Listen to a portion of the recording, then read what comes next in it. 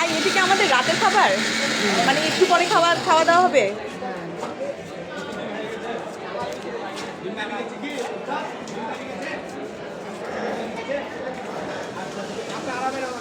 I মুক্তা দাঁড়া করতেছি। আচ্ছা না আপনাকে করবো না, যান। ওইটা কি খালা? ওইটা আদা। আয় দাঁড়া আসি। তোরে দেখলেই বোঝা যাবে যে তুই কত বড় রাঁধুনি।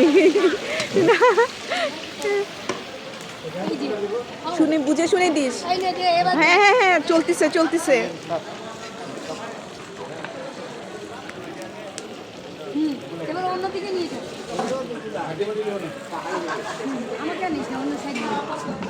ওইদিকে যাও।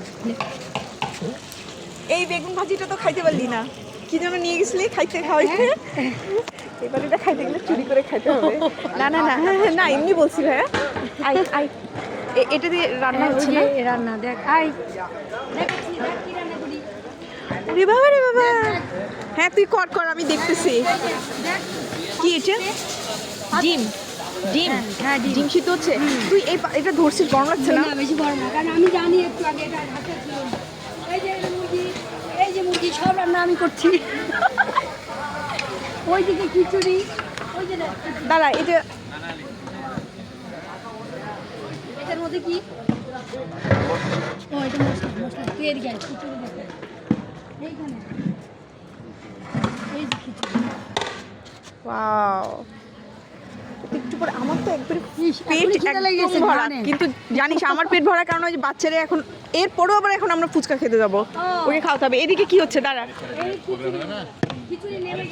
এই খিচুড়ি রান্না করলি না একটু?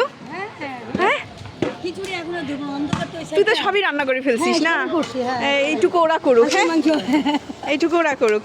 চল, আজকে রান্না যদি খারাপ হয়েছে না, সব দোষ কিন্তু তোর। আমরা একটা সব রান্না ও করছে, রান্না যদি খারাপ হয়েছে।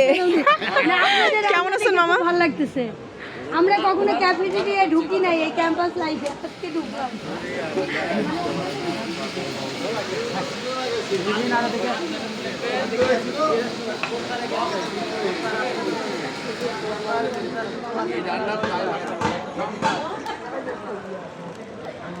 ওই নাকি সব রান্না করছে, তাই আমি বললাম যে আজকে রান্না যদি খারাপ হয়েছে সব দোষ তোর।